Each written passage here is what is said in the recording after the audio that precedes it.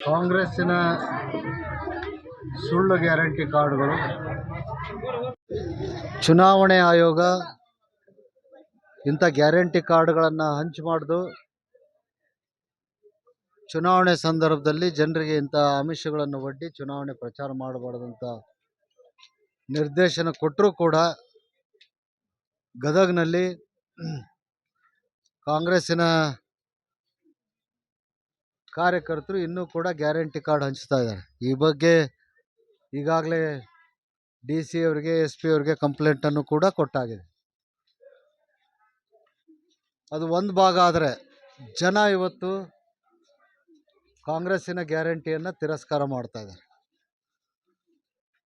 ಜನರಿಗೆ ಅರ್ಥ ಆಗ್ತಾ ಇದೆ, ನಮಗೆ ದೇಶ ಮುಖ್ಯ, ದೇಶದ ಸುಭದ್ರತೆ ಮುಖ್ಯ.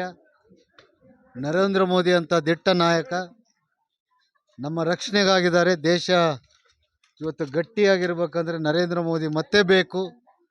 ಕಾಂಗ್ರೆಸ್ನವರು ಸುಳ್ಳು ಗ್ಯಾರಂಟಿಗಳು ಕೊಡೋದ್ರ ಮೂಲಕ ದುಡ್ಡು ಎಲ್ಲಿಂದ ತರ್ತಾರೆ, ಯಾರಪ್ಪನ ದುಡ್ಡು, ದೇಶ ಮಾಡ್ತಕ್ಕಂಥ ಪರಿಸ್ಥಿತಿ ನಿರ್ಮಾಣ ಮಾಡ್ತಕ್ಕಂಥ ಕಾಂಗ್ರೆಸ್ ನಾಯಕರಿಗೆ ಧಿಕ್ಕಾರ ಅಂತಕ್ಕಂಥದ್ದು ಇವತ್ತು ಗದಗ ಭಾಗದಲ್ಲಿ ಇವತ್ತು ಎಲ್ಲರೂ ಕೂಡ ಮಹಿಳೆಯರು ಇವತ್ತು ಮಾತನಾಡ್ತಾ ಇದ್ದಾರೆ. ಖಂಡಿತವಾಗ್ಲೂ ನನಗೆ ಭಾಳ ಖುಷಿ ಅನ್ನಿಸ್ತಾ ಇದೆ.